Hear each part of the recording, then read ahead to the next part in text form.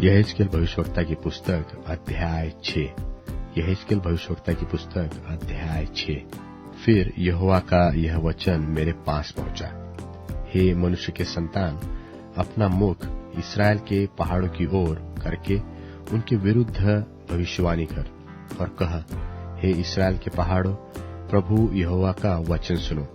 प्रभु यहोवा पहाड़ों और पहाड़ियों से और नालों और तराइयों से यो कहता है, देखो, मैं तुम पर तलवार चलाऊंगा और तुम्हारे पूजा के ऊंचे स्थानों को नाश करूंगा। तुम्हारी वेदियां उजड़ेंगी और तुम्हारी सूर्य की प्रतिमाएं तोड़ी जाएंगी, और मैं तुम में से मारे हुओं को तुम्हारी मूर्तों के आगे फेंक दूंगा। मैं इस्राएलियों की लोथों को उनकी मूर्तों के सामने रखूंगा और उनकी हड्डियों को तुम्हारी वेदियों के आसपास छितरा दूंगा। तुम्हारे जितने बसाए हुए नगर हैं, वे सब ऐसे उजड़ जाएंगे कि तुम्हारे पूजा के ऊंचे स्थान भी उजाड़ हो जाएंगे।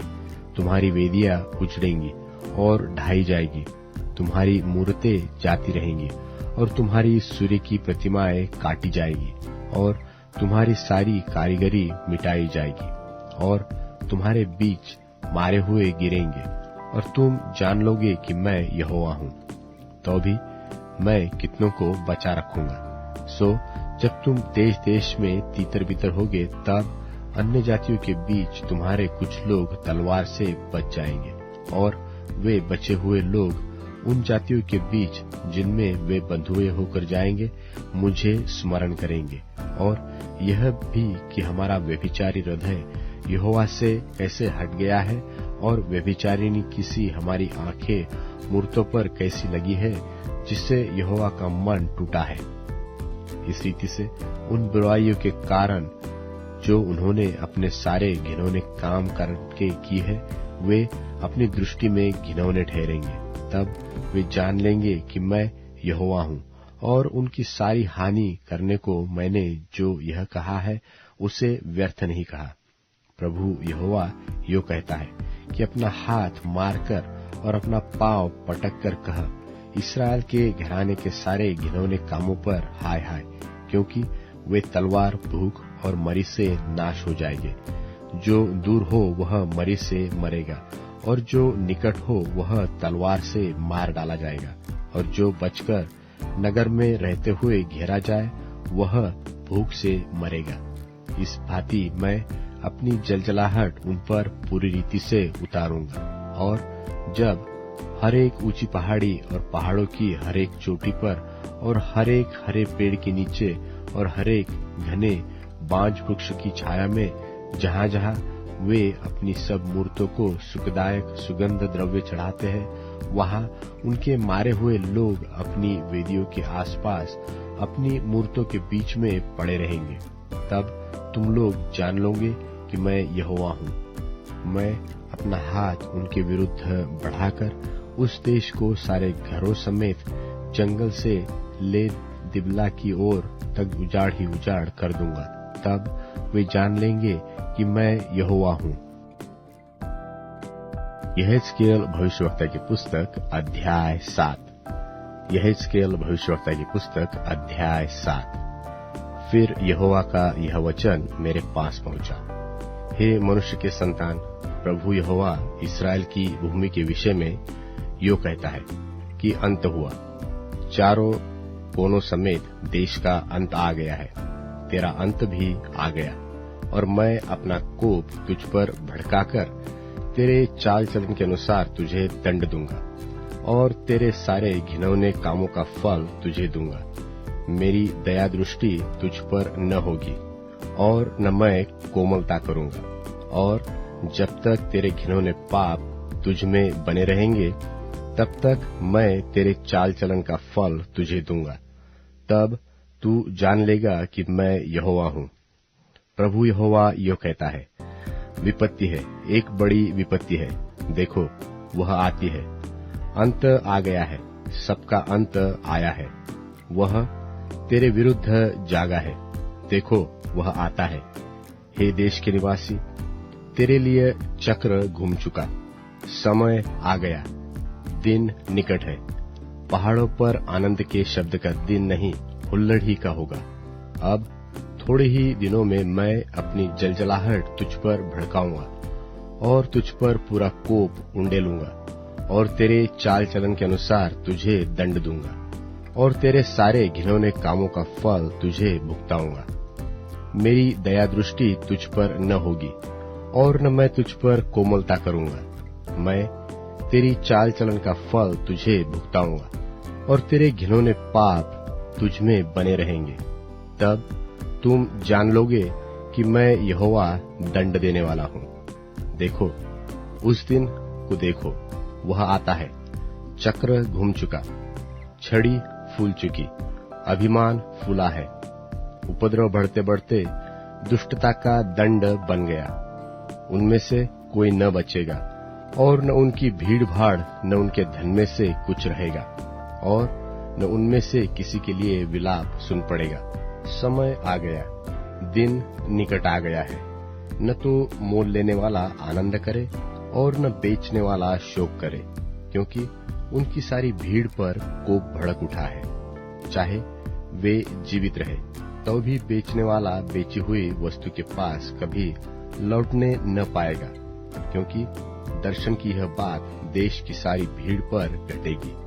कोई न लौटेगा। कोई भी मनुष्य जो अधर्म में जीवित रहता है बल न पकड़ेगा। उन्होंने नरसिंगा फूका और सब कुछ तैयार कर दिया, परंतु युद्ध में कोई नहीं जाता, क्योंकि देश की सारी भीड़ पर मेरा कोप भड़का हुआ है। बाहर तलवार और भीतर महंगी और मरी है। जो मैदान में हो वह तलवार से मरेगा और जो नगर में हो वह भूख और मरी से मारा जाएगा।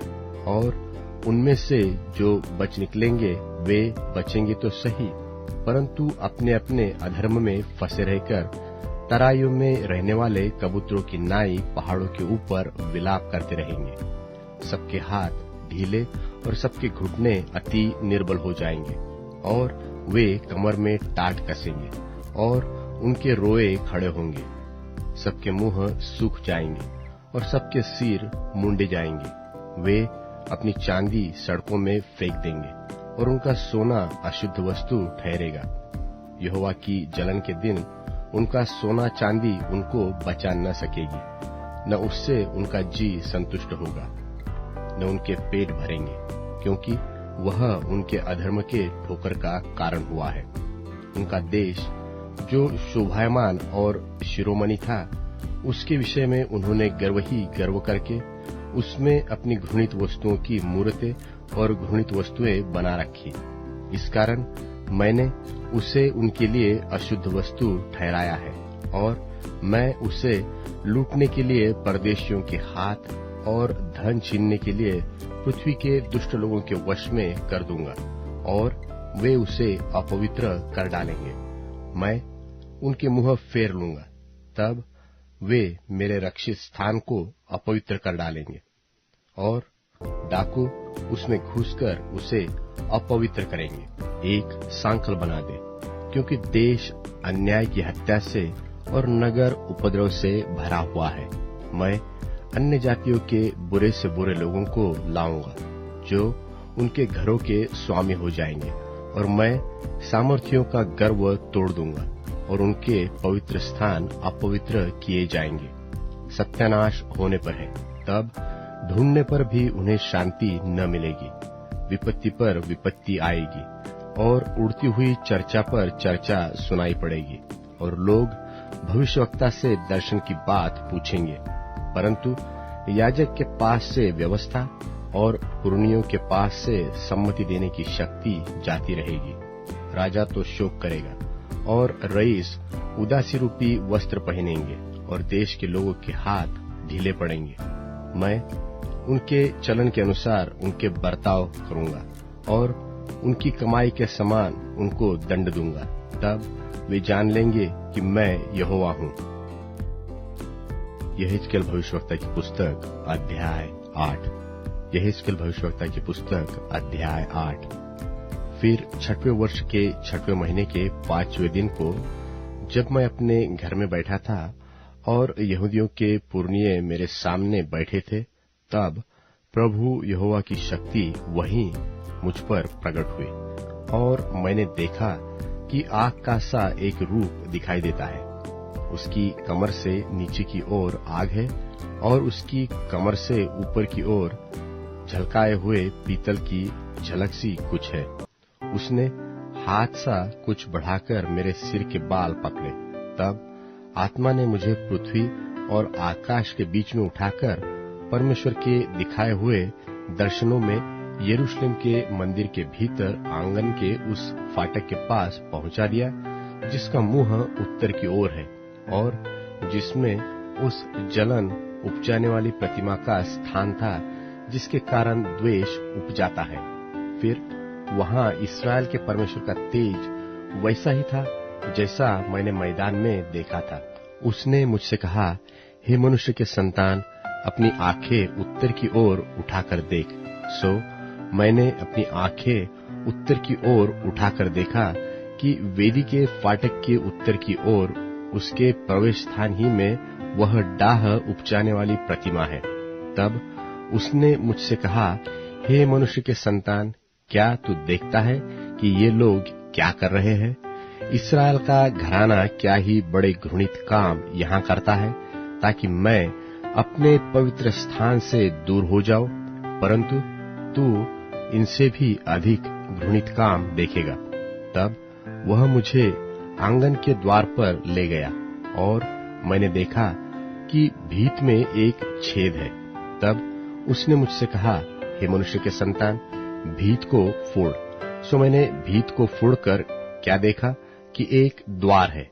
उसने मुझसे कहा, भीतर जाकर देख कि ये लोग यहाँ कैसे कैसे और घृणित काम कर रहे हैं। सो मैंने भीतर जाकर देखा कि चारों ओर की भीत पर जाति जाति के रेंगने वाले जंतुओं, घृणित पशुओं और इस्राएल के घराने की सब मूर्तों के चित्र खींचे हुए हैं। और इस्राएल के घराने के पुरनियों में से 70 पुरुष, जिनके बीच में शापान का पुत्र याजन्याह भी है, वे उन चित्रों के सामने खड़े हैं, और हर एक पुरुष अपने हाथ में धूपदान लिए हुए है, और धूप के धुएं के बादल की सुगंध उठ रही है। तब उसने मुझसे कहा, हे मनुष्य के संतान, क्या तूने देखा है कि इस्राएल के घराने के पुरनिये अपनी अपनी नक्शा वाली कोठरियों के भीतर अर्थात अंधियारे में क्या कर रहे हैं? वे कहते हैं कि यहोवा हमको नहीं देखता, यहोवा ने देश को त्याग दिया है। फिर उसने मुझसे पूछा, तू इनसे और भी अति घृणित काम देखेगा जो वे करते हैं। तब वह मुझे यहोवा के भवन के उस फाटक के पास ले गया जो उत्तर की ओर था, और वहां स्त्रियां बैठी हुई तम्बूज के लिए रो रही थी। तब उसने मुझसे कहा, हे मनुष्य के संतान, क्या तूने यह देखा है? फिर इससे भी बड़े घृणित काम तू देखेगा। तब वह मुझे यहोवा के भवन के भीतर आंगन में ले गया, और वहां यहोवा के भवन के द्वार के पास ओसारे और वेदी के बीच कोई 25 पुरुष अपनी पीठ यहोवा के भवन की ओर और अपने मुख पूर्व की ओर किए हुए थे, और वे पूर्व दिशा की ओर सूर्य को दंडवत कर रहे थे। तब उसने मुझसे कहा, हे मनुष्य के संतान, क्या तूने यह देखा? क्या यहूदा के घराने के लिए घृणित कामों का करना जो वे यहाँ करते हैं छोटी बात है?